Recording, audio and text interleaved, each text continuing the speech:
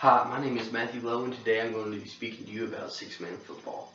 Now, the reason I'm going to be talking to you about this today is because I played the sport for 7 years, and I played in junior high and high school, and I really got to know and love the sport and know a lot of the rules and how much they are different from 11 man.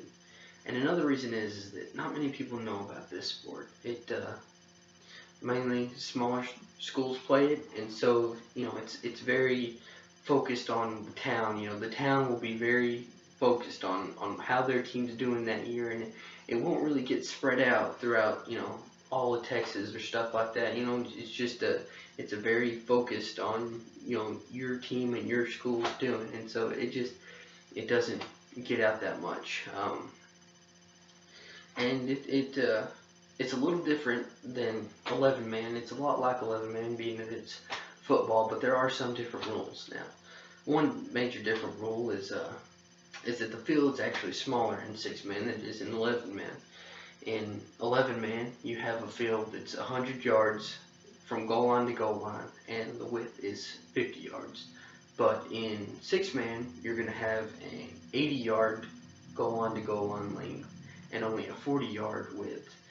Now, this is just because you're going to have 12 people on the field at all time, whereas in 11 man you have 22. And even with that difference, it's still the field is still very spread out, and lots of room for the players to run in 6 man. Another different rule is that it takes 15 yards to get a first down in a 6 man game, and in 11 man it's only 10 yards. And this is just due to another fact of the game being spread out. It's pretty easy to get 2-3 yards each down. You will still lose yardage in a 6-man play, but it's still easier compared to 11 man. And so that's why they lengthened out getting a first down. It's because it's just how spread out it is.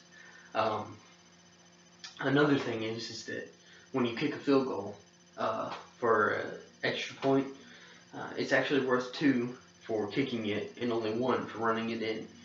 And that's just another thing of it being spread out again. It's really easy to score 1 point to just run that in because you're 3 yards away from the goal line, and so you can still not make that extra point. It's just easier compared to kicking it, because in smaller schools you're not going to always have a kicker that can kick like they do in 11 man schools. And it's actually harder for some schools to kick an extra point. Another big rule that's different is that in 11 man, if you are a lot better than the team that you're playing, it doesn't matter how high you score, how much you're beating them, you play till the very end. Now in 6 man, it's a little bit different. If you are 45 points above the other team by the end of the first half, then the game is over. And at any point beyond that, if you ever get 45 points or above them, the game will be over right there. And this is just due to the probability of having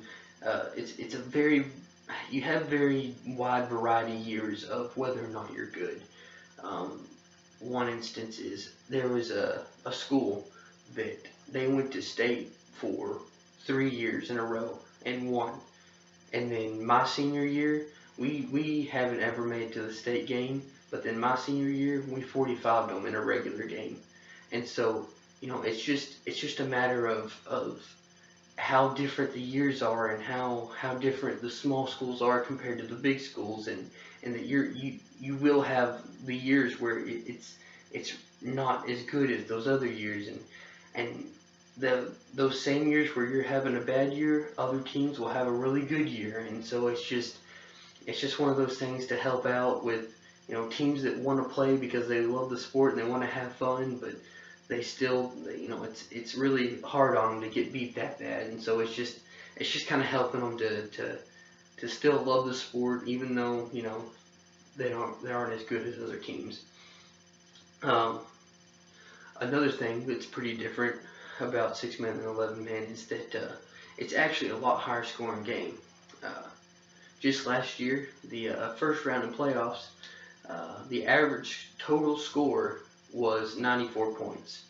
Now, that's 12 touchdowns scored between each team, counting that they made each extra point attempt worth 2, so 8 points they each score. So, but in a 11-man game, you you won't always have those games that are like that. It's a really high scoring 11-man game may get a total of 50 points, and those are really fun games, but it's just not as interactive as it is when it's an 11-man game. Now, some of those games were teams did 45 of them, but a lot of them were actually pretty competitive. In fact, one of the games was 94-88. Now that's 182 points in that total game, and that's a lot of back and forth and a lot of cheering on your team and being excited. But it's just the way everything is spread out and how few people you have on your team. It's just the way that game goes. And with it being that high scored, it makes it faster pace, which is another big thing that's different from 11-man.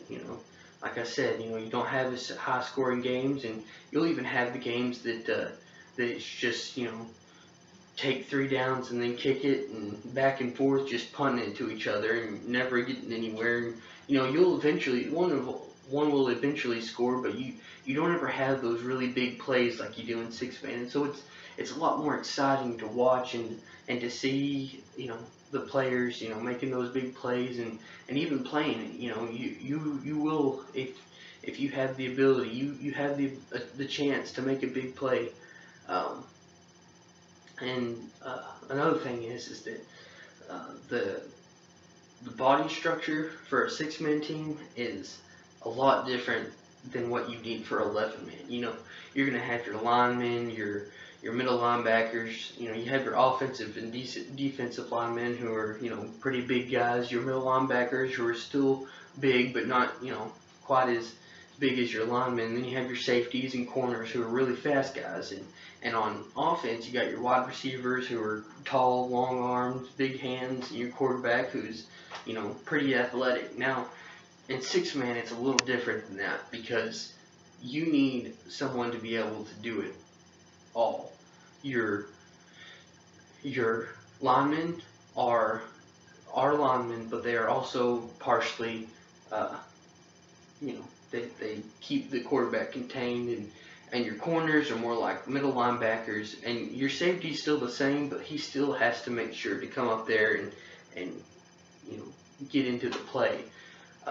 And on offense, your quarterback actually has to be able to block, and so you need a quarterback that's big enough to get in there and block for your receivers. But that's just a couple things and a couple reasons of why it's a really fun game to watch, and I highly recommend y'all check it out. Thank you.